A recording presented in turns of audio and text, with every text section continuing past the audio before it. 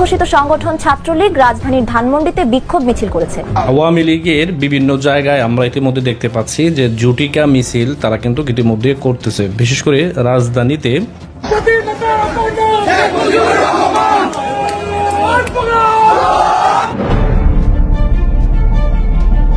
ইউনূস হটাও দেশ বাঁচাও স্লোগানে লাঠি হাতে নিয়ে ধানমন্ডিতে আওয়ামী লীগ ও ছাত্রলীগের সর্বকালের সবচেয়ে বড় বিক্ষোভ মিছিল অনুষ্ঠিত হয়েছে।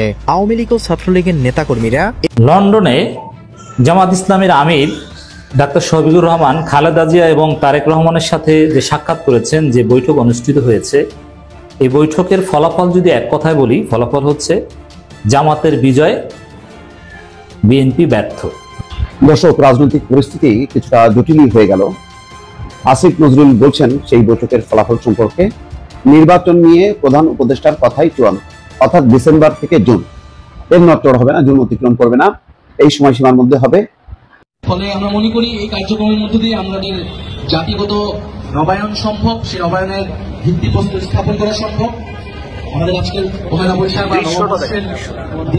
হাজার হাজার লক্ষ লক্ষ মানুষ গেল 3 দিন আগেও জাতীয় নাগরিক পার্টির সমাবেশে, ইফতার মাহফিলে অথবা আর বিভিন্ন যে প্রোগ্রামগুলো থাকে সেখানে আমরা দেখি। কিন্তু এক ভিন্ন চিত্র আমরা দেখলাম যে গত 2 দিন আগে যখন আমাদের নববর্ষ উদযাপনের দিন, বাংলাদেশের অন্তর্বর্তীকালীন সরকারের প্রধান উপদেষ্টা মোহাম্মদ ইউনূসের বিস্ফোরক মন্তব্য ভারতের উত্তর পূর্বাঞ্চলের 7টি রাজ্য নিয়ে। বাংলাদেশে হাসিনা গদিহীন, হিন্দুত্ববাদী বিজেপির বাংলাদেশে ক্ষমতা সেন্টারও উৎখাত হয়েছে ছাত্র জনতার অভ্যুত্থানে, আর তাতেই মাথা নষ্ট ভারতের। ফ্যাসিস্ট হাসিনাকে আশ্রয় দেওয়ার পর থেকে মোদী সরকারের যেন হাসিনা ছাড়া আর কিছুই মাথায় আসে না। আসসালামু আলাইকুম রহমতুল্লাহ, সবাই কেমন আছেন? আশা করি সবাই অনেক অনেক ভালো এবং সুস্থ আছেন। সবাইকে স্বাগতম জানাচ্ছি আমাদের আরেক নতুন ভিডিওতে। প্রতিদিনের মতো আমি আপনাদের সিরাত ফারুকী আবারও চলে আসলাম নতুন একটা ভিডিও নিয়ে। দর্শক, আপনারা ইতিমধ্যে ভিডিওর শুরুতে বেশ কিছু অংশ বিশেষ দেখে বুঝতে পেরেছেন আজকের ভিডিওটা কতটা গুরুত্বপূর্ণ হতে চলেছে। বর্তমানে সারা দেশে যে রাজনীতির পরিস্থিতি চলতেছে তারই ধারাবাহিকতায় আজকের ভিডিওটা। তো দর্শক, আর বেশি কথা না বলে আমরা ভিডিওর বাকি অংশগুলো একটু বিস্তারিত দেখে আসবো। তার আগে আপনাকে ছোট্ট একটি অনুরোধ জানিয়ে রাখতে চাই, যারা আমাদের এই চ্যানেলটিতে এখন নতুন আছেন দরকার আমাদের চ্যানেল সাবস্ক্রাইব করে সাথে থাকবেন, যাতে পরবর্তী কোনো ভিডিও আপলোড দেওয়ার সাথে সাথে আপনার কাছে নোটিফিকেশন পৌঁছে যায়। দর্শক, আর বেশি কথা না বলে আমরা ধারাবাহিকভাবে একটি ভিডিওটা দেখে আসবো। সবাইকে অনুরোধ করবো, ভিডিওটা একটু লম্বা হবে কিন্তু ভিডিওটা অনেক গুরুত্বপূর্ণ তথ্য জানতে পারবেন। আর বেশি কথা না বলে ধারাবাহিকভাবে একটু ভিডিওটা বিস্তারিত দেখে আসবো। বাংলাদেশে হাসিনা গদিহীন, হিন্দুত্ববাদী বিজেপির বাংলাদেশে ক্ষমতা সেন্টারও উৎখাত হয়েছে ছাত্র জনতার অভ্যুত্থানে, আর তাতেই মাথা নষ্ট ভারতের। ফ্যাসিস্ট হাসিনাকে আশ্রয় দেওয়ার পর থেকে মোদী সরকারের যেন হাসিনা ছাড়া আর কিছুই মাথায় আসে না। যেন পুতুল মুজিব কন্যার পতনে পাগলা হয়ে উঠেছে দেশটির কেন্দ্রীয় সরকার। ট্রান্সশিপমেন্ট বাতিল নিয়ে সাম্প্রতিক যে হঠকারী সিদ্ধান্ত নিয়েছে তা নিয়ে অনেক বিশ্লেষক মনে করছেন হাসিনার বুদ্ধিতে ট্রান্সশিপমেন্ট বাতিল করায় আবারও নিজেদের পায়ে কুড়াল মারল ভারত। তবে বাংলাদেশও বসে নেই। ভারতের নেওয়া ট্রান্সশিপমেন্ট সুবিধা বাতিলের সিদ্ধান্তে বাংলাদেশও নিচ্ছে পাল্টা ব্যবস্থা। কোনো দেশের উপর অযাচিত কিছু না করলেও নোবেলজয়ী অধ্যাপক ইউনূস আন্তর্জাতিক স্বীকৃত পন্থাতেই এগোবেন বলে মনে করছেন পর্যবেক্ষক মহল। এজন্যই নিজেদের বাণিজ্যিক সক্ষমতা বাড়াতে চাইছে বাংলাদেশ। পাশাপাশি রপ্তানি বাণিজ্যে বিকল্প তৈরিতে মনোযোগী সরকার। পুরনো যে প্রবাদ কুকুরের পায়ে কামড় নয়, এক প্রকার সেই রকম বুদ্ধিদীপ্ত ও কৌশলী কর্মপরিকল্পনা নেওয়া শুরু করায় অন্তর্বর্তী সরকারের প্রশংসা করছেন সচেতন মানুষ। বাংলাদেশের বাজারে ভারতের শয়তানি বন্ধেও নজর দিল ইউনূস সরকার। দেশের বিভিন্ন খাতে ভারতের যে কম দামের খেলা সেটি নিয়েও চিন্তাভাবনা শুরু করেছে। এদিকে ভারত থেকে স্থলবন্দর দিয়ে সুতা আমদানি বন্ধ করা হলো।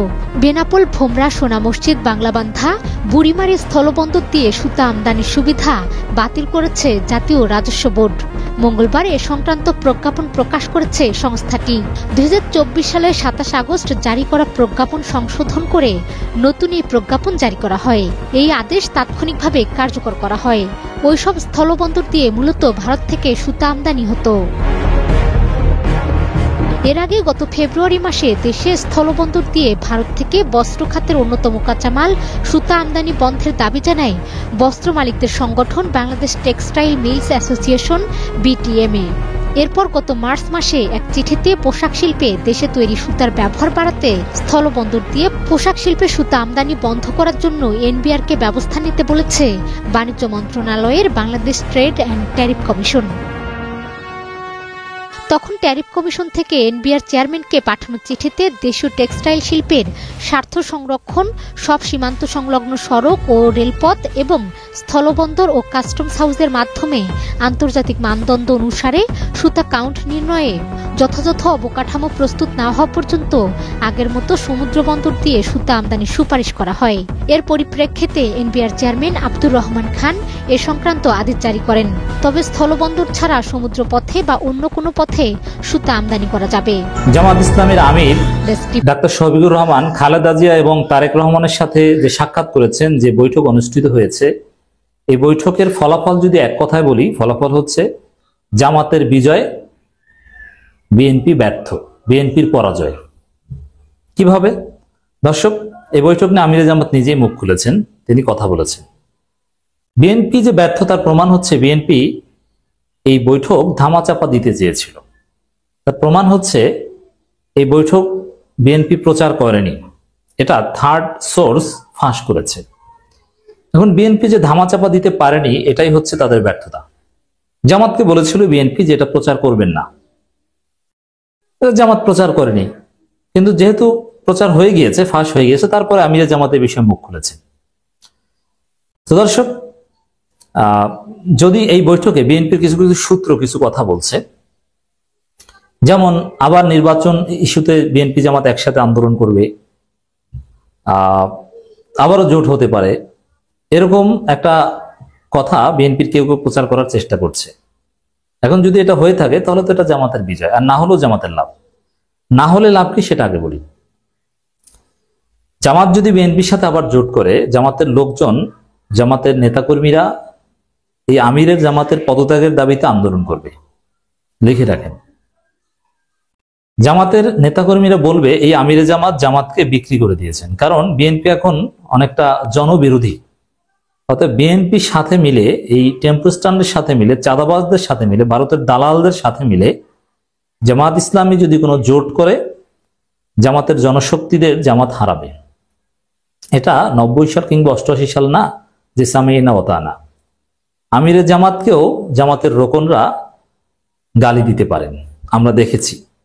যদিও এই গালি বলতে আমি এটা নেগেটিভ কিছু বা ওই অকথ্য ভাষায় ওগুলো না, আমি দেখেছি। আপনি দেখবেন যে আমিরে জামাত অনেক বক্তব্যে স্পষ্ট ক্ষোভ প্রকাশ করছেন জামাতের রানিং রোকন। অতএব সেই যুগ নেই এখন। যদি জোট হয় তাহলে একটা বিষয় কি এস্টাবলিশ হলো বা সম্ভাবনা থাকে যে বিএনপি জামাতকে বললো 71-এ পরাজিত শক্তি, যেটা খালেদা জিয়া, জিয়াউর রহমান কোনোদিন বলেননি। জামাতকে বললো রাজাকার, জামাতকে বললো 71-এ হায়ানা, এরা দেশ বিরোধী, এরা ধর্ম ব্যবসায়ী। আর এটা বলে সেই 71-এর রাজাকার, স্বাধীনতা বিরোধী ধর্ম ব্যবসায়ীদের সাথে এখন জোট করতে চান, তাহলে পরাজয়টা কার? বিএনপির। এটা গেল একটা দিক। আর দ্বিতীয় হচ্ছে, যদি জোট না হয় তাহলে তো জামাত বেঁচে গেছে। জোট হলে বিএনপি ধরা খেলো, যে এতদিন বিএনপির যে ন্যারেটিভ ওটা আরেকবার মারা খেলো। আবার ভারত স্বাভাবিকভাবে বিএনপিকে আর আশ্রয় দিবে না, কারণ ভারত শর্ত দিয়েছে যে জামাতকে বর্জন করতে হবে। আর আমি আগেই ব্যাখ্যা দিয়েছি যে ভারত যে কথাটা বলেছে, আপনার বিবিসি বাংলা মারফত যেটা জানতে পেরেছেন, যুগান্তর মারফত, যে দিল্লির সাথে জামাতের সম্পর্কে, দিল্লির সাথে বিএনপির সম্পর্কের প্রধান শর্ত জামাতের সঙ্গত্যাগ। এই জামাতের সঙ্গত্যাগের অর্থটা কি? জামাতের সঙ্গত্যাগ এখন আর নেই বিএনপির, বিএনপি জামাত কোনো জোট নাই, তারপরেও জামাতের সঙ্গত্যাগ কেন বলছে? এই জামাতের সঙ্গত্যাগের অর্থ হচ্ছে আওয়ামী লীগ যেরকম জামাতকে পিটিয়েছে, নির্যাতন করেছে, সেরকম নির্যাতন করতে হবে। এই জামাতের সঙ্গত্যাগের অর্থ হচ্ছে যারাই ভারত বিরোধিতা করবে তাদেরকে জামাত শিবির ট্যাগ দিয়ে নির্যাতন করতে হবে। এখন এই জায়গা থেকে বিএনপি জামাত জোট আবার যদি হয়, তাহলে বিএনপি তাদের নতুন প্রভু ভারতকেও হারাবে।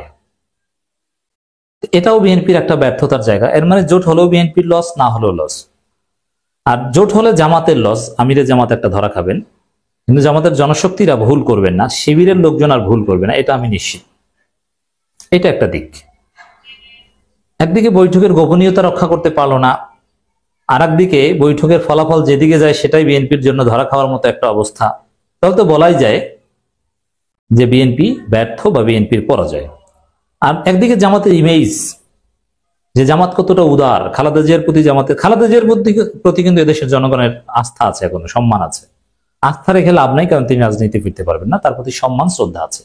এই সম্মানিত ফিগার বেগম খালেদা জিয়ার প্রতি জামাত সম্মান দেখিয়েছে, তার সাথে দেখা করেছে, সৌজন্য সাক্ষাৎ করেছে। জামাত যে একটা উদার রাজনৈতিক দল, জামাত যে ঐক্যের পথে সবসময় অনর, জামাত যে কোনো বিভাজনের রাজনীতি বিশ্বাস করে না, জামাত যে কারো ফাঁদে পা দিয়ে বিভাজন তৈরি করতে চায় না, শত্রুতামূলক কথা বলে না, তার প্রমাণ হলো। এটা জামাতের একটা ঐতিহাসিক সফলতা, জামাতের প্রশংসা করছে মানুষ। অন দি আদার হ্যান্ড দেখেন, বিএনপি জামাতকে বললো রাজাকার, অমুক তমুক, কত কিছু, ধর্ম ব্যবসায়ী। সেই বিএনপির সুর কিন্তু নরম হয়ে গিয়েছে।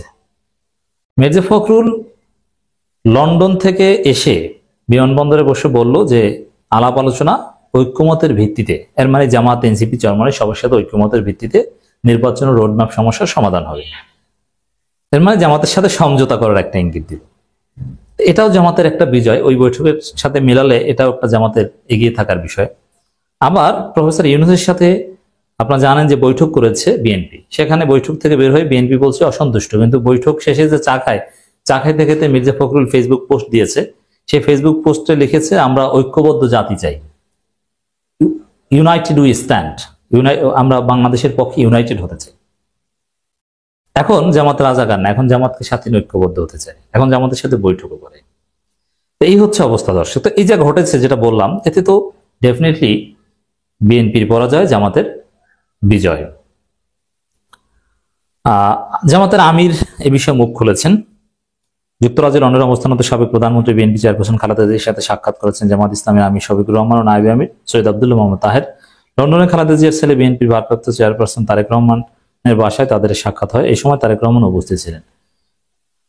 প্রায় 2 সপ্তাহ সফর শেষে সোমবার সকালে জামাতের আমির শফিকুর রহমান দেশে ফিরছেন। আব্দুল্লাহ মোহাম্মদ তাহের এখনো দেশে ফেরেননি। দর্শক, আব্দুল্লাহ মোহাম্মদ তাহেরের কাছে জিজ্ঞেস করলে তিনি কিনা বলে ফেলেন যে না, জোট হয়ে যাবে, জোট হবে। তিনি কিন্তু সবসময় বিএনপি জামাত জোট ছিল, আছে, থাকবে, এই নীতিতে বিশ্বাসী ছিলেন। যখন আমিরে জামাত বলেছেন বিএনপির সাথে জোট নেই, জোটের প্রয়োজন ফুরিয়ে গেছে, একটা ভিডিও ফাঁস হয়েছে, তারপরে ডাক্তার তাহের বলেছিলেন এটা ডাক্তার শফিকুর রহমান ব্যক্তিগত মত, জোট আছে এবং থাকবে, সম্পর্ক আছে, থাকবে। যাই দর্শক, ডাক্তার তাহেরকে আবার কেউ জিজ্ঞেস করেন না, তিনি এটাকে জোট বানিয়ে দিবেন। জানতে চাইলে খালেদা জিয়ার সঙ্গে সাক্ষাতের বিষয়টি স্বীকার করে মঙ্গলবার রাতে একটি গণমাধ্যমে জামাতের আমির বলেন, বেগম জিয়ার সঙ্গে সাক্ষাৎ করেছি, আমরা একসঙ্গে অনেকদিন কাজ করেছি, উনি অসুস্থ, ওনার খোঁজ খবর নেই আমাদের নৈতিক দায়িত্ব, বহুদিন পর আমাদের দেখা হয়েছে, আমরা ওনার জন্য দোয়া করছি, ওনার কাছে দোয়া চেয়েছি। লন্ডনে খালেদা জিয়ার বড় ছেলে ও বিএনপি ভারপ্রাপ্ত চেয়ারম্যান তারেক রহমানের বাসায় আছেন খালেদা জিয়া, তিনি সেখান থেকে লন্ডনের ক্লিনিক চিকিৎসা তত্ত্বাবধান করেন। যাই হোক দর্শক, সেখানে কি বৈঠক হয়েছে, মানে কি কথা হয়েছে, এই প্রশ্ন জবাবে জামাতের আমির বলেন, দুজন মানুষ একসঙ্গে হলে তো অনেক কথাই হয়, অনেক কথাই হয়েছে, তবে তিনি এর বেশি কিছু আর বলতে চাননি। এখন এর বেশি কিছু কেন বলতে চাননি? গোপন কথা হয়েছে, জনগণের তো জানার অধিকার রয়েছে, কি কথা হয়েছে এটা বলবেন না কেন? এর বেশি কিছু কেন বলবেন না? এর কারণ হচ্ছে যে দুই পক্ষ একমত না হলে এটা বলা যায় না, এটা একটা নীতি, প্রাইভেসি বলতে একটা কথা আছে। আপনি দুজনের সাথে সাক্ষাৎ করলেন, বৈঠক করলেন, একজনকে না জানিয়ে আপনি বলে দিন, এটা হয় না। বিএনপির কারণে এটা বলতে পারছেন না। তবে নানান কথা হয়েছে, আমি বিশ্বাস করি কোনো জোট বা ঐক্যের সম্ভাবনা এখানে নেই, এটা হবে না। বাংলাদেশের রাজনীতি বিএনপি জামাত জোটের কোনো পর্যায়ে নেই। বিএনপি জামাত এখন একে অপরের প্রতিপক্ষ, শত্রু বলতে চাই না, প্রতিপক্ষ, প্রতিদ্বন্দ্বী, সেখানে জোট হওয়ার সম্ভাবনা নেই। এ সফরে তার সঙ্গে ছিলেন জামাতের নায়েবে আব্দুল্লাহ মোহাম্মদ তাহের ও আমিরে জামাতের আন্তর্জাতিক বিষয় উপদেষ্টা মাহমুদুল হাসান, সূত্রে জানা গেছে। যাই হোক দর্শক, আমিরে জামাত নিজেই স্বীকার করেছেন বা তিনি বিষয়টা বেশি কিছু বলতে রাজি নন। এই বৈঠকের ফলাফল এটাই যে যেদিকেই যাক ঘটনা, জামাত চালকের আসনে আছে, বিএনপি ব্যর্থ। চারদিকে বিএনপির হতাশা আর ব্যর্থতার খবর। ডক্টর ইউনূসের সাথে বৈঠক শেষে বের হয়েও মির্জা ফখরুল বলেন, আমরা সন্তুষ্ট না, এভাবেই বিএনপি ব্যর্থ হচ্ছে। দর্শক, রাজনৈতিক পরিস্থিতি কিছুটা জটিলই হয়ে গেল। আসিফ নজরুল বলছেন সেই বৈঠকের ফলাফল সম্পর্কে, নির্বাচন নিয়ে প্রধান উপদেষ্টার কথাই চূড়ান্ত, অর্থাৎ ডিসেম্বর থেকে জুন, এর নটচড় হবে না, জুন অতিক্রম করবে না, এই সময়সীমার মধ্যে হবে। আর যেটি বলেছেন যে নির্বাচন বিষয়ে বা ক্ষমতায় থাকা বিষয়ে যে যাই বলুক না কেন, এটা কোনো বিষয় না। অর্থাৎ সম্ভবত উপদেষ্টা জাহাঙ্গীর আলম চৌধুরী যেই কথাটা বলেছিলেন যে লোকজন বলে যে আপনারা আরো 5 বছর ক্ষমতায় থাকেন, তো সেটা বলছেন যে এটা প্রধান উপদেষ্টা বা সরকারের কথা নয়, প্রধান উপদেষ্টার বক্তব্য যেটা সেটাতেই তিনি অনড় আছেন যে ডিসেম্বর আর নাহলে জুন এই সময়ের মধ্যে নির্বাচন হবে। একটা বিষয়ে আমি একটু কনফিউজ দর্শক, প্রধান উপদেষ্টা তো বলতে পারতেন, যেটা আসিফ নজরুলের কাছ থেকে আমি মনে করছিলাম যে হয়তো তেমন কিছু বলেছেন, সেটা হলো যে তিনি বলতেন যে ঠিক আছে, আপনারা যদি ডিসেম্বরের মধ্যে নির্বাচন চান, অন্যান্য রাজনৈতিক দলগুলো কি বলে তারা আপনারা আলোচনা করেন, করে এসে আপনাদেরকে জানান, তাহলে আমরা ডিসেম্বরের মধ্যেই দেবো, কারণ আমরা তো আপনাদেরই সরকার। এখানে যদিও এনসিপি আছে, ছাত্রদের কে ওন করেন প্রধান উপদেষ্টা, সুতরাং রাজনৈতিক পর্যায়ে যদি একটা ঐক্যমত্য তৈরি হতো তাহলে সম্ভবত এইরকম একটা চিত্র আজকে যেটা হলো, এটা কিন্তু যথেষ্ট পরিমাণে একটা ইম্প্যাক্ট করবে, একটা রাজনৈতিক উত্তেজনা বাড়বে, স্থানীয় পর্যায়ে সেখানে বিরোধ হবে। বিএনপি যদি এখন কর্মসূচি দেওয়া শুরু করে তাহলে এলোমেলো অবস্থা হবে, প্রশাসন কি করবে, পুলিশ কি করবে, সরকার কি করবে, একেবারেই কিন্তু খুব আমি বলবো যে রাজনীতির আকাশে এখন কালো মেঘ আস্তে আস্তে জমাট বাঁধতে শুরু করলো। এটা ভালো কোনো লক্ষণ না। 2 ঘন্টা ব্যাপী আলোচনার ফলাফল সেটা বিএনপি বলেছে যে তারা সন্তুষ্ট নয়, যে সময় ব্যাপার আমরা চেয়েছি সেই সময়টা আমরা পাইনি। আর আইন উপদেষ্টা বলছেন যে ডিসেম্বরের মধ্যে নির্বাচন হলে ভালো হয়, এটা তারা বলেছে বিএনপি। কিন্তু নির্বাচনের বিষয়ে যে উপদেষ্টাই যা বলুক না কেন, প্রধান উপদেষ্টার কথাই চূড়ান্ত। ডিসেম্বর থেকে জুনের মধ্যে নির্বাচন, এটা প্রধান উপদেষ্টার অঙ্গীকার। ডিসেম্বরে না হলেও সেটা কোনোভাবেই জুন অতিক্রম করবে না জানিয়ে তিনি বলেন ডিসেম্বর থেকে জুনের মধ্যে যত তাড়াতাড়ি সম্ভব নির্বাচন অনুষ্ঠিত হবে। এটা কোনো অবস্থায় জুন অতিক্রম করবে না, কালক্ষেপণ করার সুযোগ নেই, এইরকম একটি কথা তিনি সাংবাদিকদের জানিয়েছেন। অর্থাৎ ওই বৈঠকের পর উপদেষ্টারা ছিলেন, সেই উপদেষ্টাদের পক্ষ থেকে তিনি সাংবাদিকদেরকে এটা জানাচ্ছেন। তার মানে হচ্ছে বোঝা যাচ্ছে যে প্রধান উপদেষ্টা তার অবস্থান থেকে নড়েনি। এখন বিএনপিও সন্তুষ্ট হয়নি, বিএনপি সন্তুষ্ট হওয়া দরকার ছিল। এই বৈঠকটা অত্যন্ত গুরুত্বপূর্ণ, বাংলাদেশের এই মুহূর্তে প্রধান রাজনৈতিক দল, আমি বারবার বলি সেটা বিএনপি।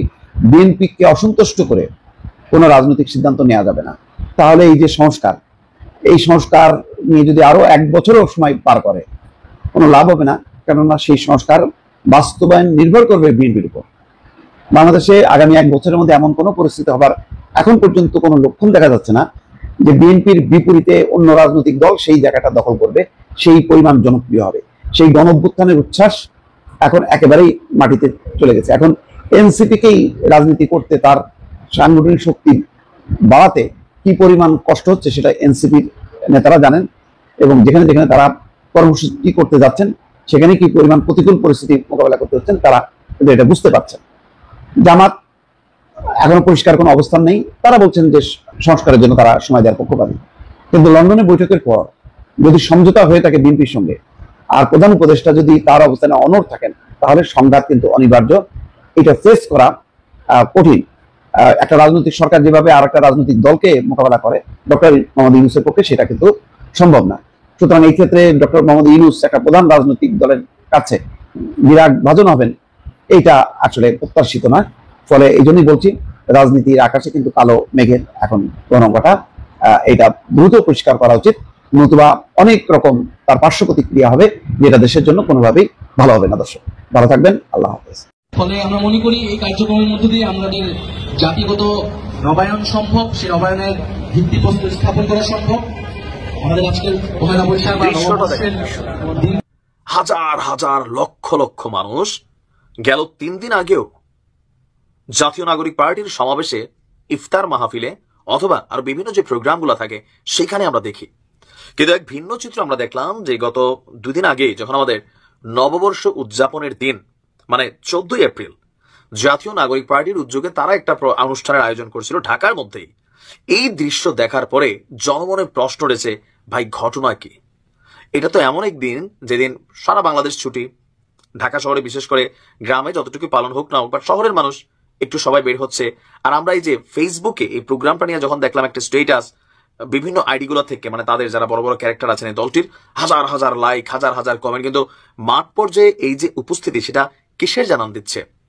এনসিপিকে কি মানুষ আস্তে আস্তে বয়কট করছে?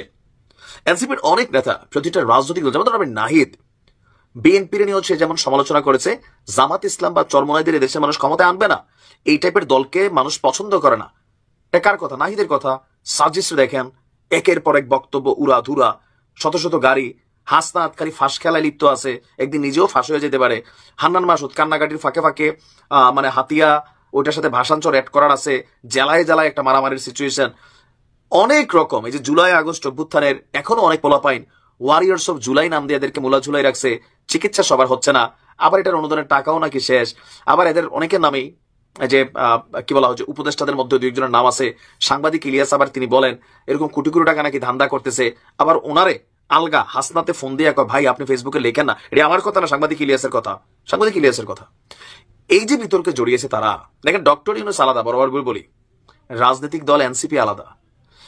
আমার কাছে মনে হচ্ছে বাংলাদেশের মানুষ রাজনীতিতে যে নতুন একটা পরিবর্তন দেখতে চাইছে, সেই পরিবর্তনের জন্য একটা সি টিমের দরকার ছিল। মানুষ মনে করতো পরিবারবিহীন যে রাজনীতি, পরিবারতন্ত্রের বাহিরে একটা রাজনীতি হবে, মানুষের কথা বলবে এবং কথায় না কাজে, কাজে তো কাজে আর কথায় এই এনসিপি বা জাতীয় নাগরিক পার্টি 5 আগস্টের পর গত 8 মাসে 101টা এজেন্ডা দিছে। কয়টা বাস্তবায়ন করছে আপনি বলেন? এক এনি সিঙ্গেল। হাসনাত চার্জিস দৌড় দিয়া 5 আগস্টের পর সেপ্টেম্বরে দেখলাম আওয়ামী লীগ নিষিদ্ধের জন্য তারা কোর্টে রিট করলো, যেই গতিতে গেল আবার এই গতিতে ফিরে আসলো, কয়েক ঘন্টা পরে রিট তুলে ফেললো। এখন বলতেছে না এটা ইউনূস স্যারে করতে হবে, উনি এত পাগল না।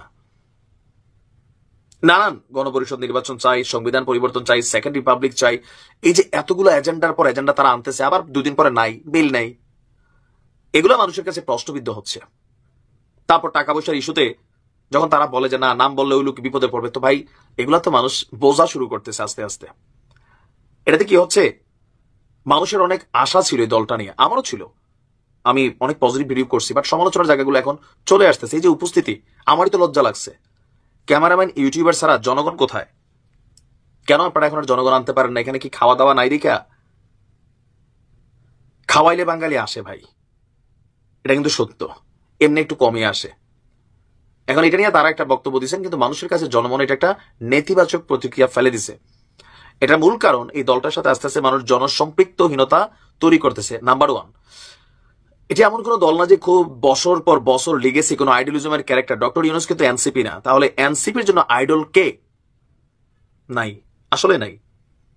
আবু সাইদের ড্রোন তৈরির জন্য খরচ হচ্ছে, তার ফ্যামিলিতে তারা দাওয়াত দেয় না, বর্ষবরণ গেল বা আরো বিভিন্ন বিষয়, তার বাইরেই তো বললো এগুলা, তো মানুষকে এগুলো দেখে না, গণমাধ্যমে আসে না। আপনি একটু বুঝতে হবে, যে কোনো কাজ একটা ধইরা আরেকটা, একটা ধইরা আরেকটা, মানে গাছে মাছে সবকিছু আউলে ফেলতেছেন। রাজনীতি আলাদা জিনিস, তাড়াহুড়া করে একদম সংসদের মধ্যে ঢুকে যাবেন তো একদিন হবে না। বুঝতে হবে যে গ্লোরিফাই ক্যারেক্টারগুলো আপনারা ছিলেন, আস্তে আস্তে আস্তে আপনারা জনসম্পৃক্ত যে ইস্যুগুলো ছিল হারাই ফেলতেছেন। আপনাদের এজেন্ডাগুলো জনগণের সব এজেন্ডা, আওয়ামী লীগ ইস্যুদের একটা এজেন্ডা, এটা আলাদা, এটা পলিটিক্যালি, এর বাইরে আপনাদের কোনো ইস্যু কিন্তু আপনারা খাওয়াইতে পারতেছেন না। এইভাবে চললে কি অবস্থা হবে বুঝতে পারতেছেন? একটু ভাইবা দেখেন।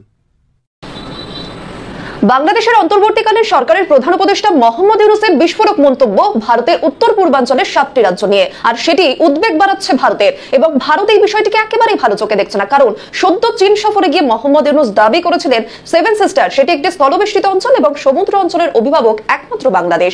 আর এই মন্তব্যের পরিপ্রেক্ষিতে কড়া পদক্ষেপ নিল ভারত সরকার। দেখা গিয়েছে সামরিক ক্ষেত্রে একেবারে সামরিক সরঞ্জাম ঢেলে সাজিয়েছে ভারতীয় সেনাবাহিনী। বাংলাদেশের অন্তর্বর্তীকালীন সরকারের প্রধান উপদেষ্টা মোহাম্মদ ইউনূসের ভারতের উত্তর পূর্বাঞ্চল সম্পর্কে চীনের সাম্প্রতিক মন্তব্য ঘিরে উত্তেজনা সৃষ্টি হয়েছে। উত্তর পূর্বাঞ্চলকে স্থলবেষ্টিত এবং ঢাকাকে ওই সমুদ্র অঞ্চলের একমাত্র অভিভাবক হিসেবে বর্ণনা করে তার মন্তব্য ব্যাপক বিতর্কের জন্ম দিয়েছে। বারবার বাংলাদেশের মন্তব্যকে একেবারেই ভালো চোখে দেখছে না ভারত সরকার। এবার সামরিক ক্ষেত্রে নিরাপত্তা জোরদার করতে বিশেষ পদক্ষেপ ভারতের। গত আগস্টে শেখ হাসিনা শাসনের পতনের পর ইউনূস বাংলাদেশে অন্তর্বর্তীকালীন সরকার গঠনের পর থেকে ঢাকা, চীন এবং পাকিস্তানের দিকে ঝুঁকে পড়েছে। উভয়ই ভারতের প্রতিদ্বন্দ্বী। পরিবর্তিত সম্পর্ক এবং ক্রমবর্ধমান হুমকির মধ্যে নয়াদিল্লি পশ্চিমবঙ্গের শিলিগুড়ি করিডোরে নিরাপত্তা জোরদার করছে, যা উত্তর পূর্ব ভারতের সাথে সংযুক্ত করে। আর এই শিলিগুড়ি করিডোর নিয়ে বাংলাদেশের মন্তব্যের পরেই শিলিগুড়ি করিডোরকে নিরাপত্তা দিয়ে ঘিরে ফেলা হচ্ছে। খবর পাওয়া যাচ্ছে যথেষ্ট তৎপর ভারত, রণসজ্জায় সজ্জিত রয়েছে ভারতীয় সেনা। খবর উঠে আসছে S-400 ডিফেন্স সিস্টেম মোতায়েন করা হয়েছে। এর পাশাপাশি প্রচুর পরিমাণে অস্ত্র মজুত করা হচ্ছে শিলিগুড়ি করিডোরে। আসলে ভারতের ভৌগোলিক দিক থেকে চিকেন নেক একটি স্পর্শকাতর এরিয়া। এবার ভারতও চুপ করে বসে নেই বাংলাদেশের বিস্ফোরক মন্তব্যের পরে। এই অঞ্চলে রাশিয়ান নির্মিত S-400 মিসাইল প্রতিরক্ষা ব্যবস্থা ও ফ্রান্স থেকে আনা রাফাল যুদ্ধবিমান মোতায়েন করা হয়েছে। এই পদক্ষেপটি এমন এক সময় নেওয়া হয়েছে যখন চীন বাংলাদেশে তাদের প্রভাব বাড়াচ্ছে বলে ধারণা করা হচ্ছে এবং এতে আঞ্চলিক নিরাপত্তা নিয়েও উদ্বেগ দেখা গিয়েছে। এর পাশাপাশি বাড়ানো হচ্ছে ভারত সরকারের নজরদারিও। বারবার ভারতের সেভেন সিস্টার্স নিয়ে মন্তব্য করা, যেটা মোটেই ভালো চোখে দেখছে না ভারত। চিকেন নেকের নিকটবর্তী এলাকায় প্রচুর অস্ত্র মজুত করেছে ভারতীয় সেনা। হাসিমারা বিমান ঘাঁটিতে রাফাল যুদ্ধ বিমান রাখা হয়েছে। এমনকি চিকেন নেকের বিভিন্ন জায়গায় উন্নত পরিমাণে বহু যুদ্ধাস্ত্র মোতায়েন করা হয়েছে। অর্থাৎ চিকেন নেক নিয়ে যে মন্তব্য করেছে বাংলাদেশ, সেটা গুরুত্ব সহকারে নিয়েছে ভারত। শিলিগুড়ি করিডোরে হেলিকপ্টারও মোতায়েন করা হচ্ছে ভারতের তরফে। প্রতিনিয়ত চলছে কড়া নজরদারি। আসলে যত দিন যাচ্ছে ইউনূস বুঝতে পারছেন ভারতের সঙ্গে দূরত্ব তৈরি করে বাংলাদেশ ভালো থাকতে পারবে না। এমনকি ভারতকে শত্রু মনে করতেই বিশ্বের দরবারে বাংলাদেশের একে একে সমস্ত দরজা বন্ধ হয়ে আসছে। আদতে ক্ষতি হচ্ছে বাংলাদেশেরই। যদিও তিনি দেশের ক্ষতির কথা আদৌ কতটা ভাবেন সেটা নিয়েও রয়েছে প্রশ্ন।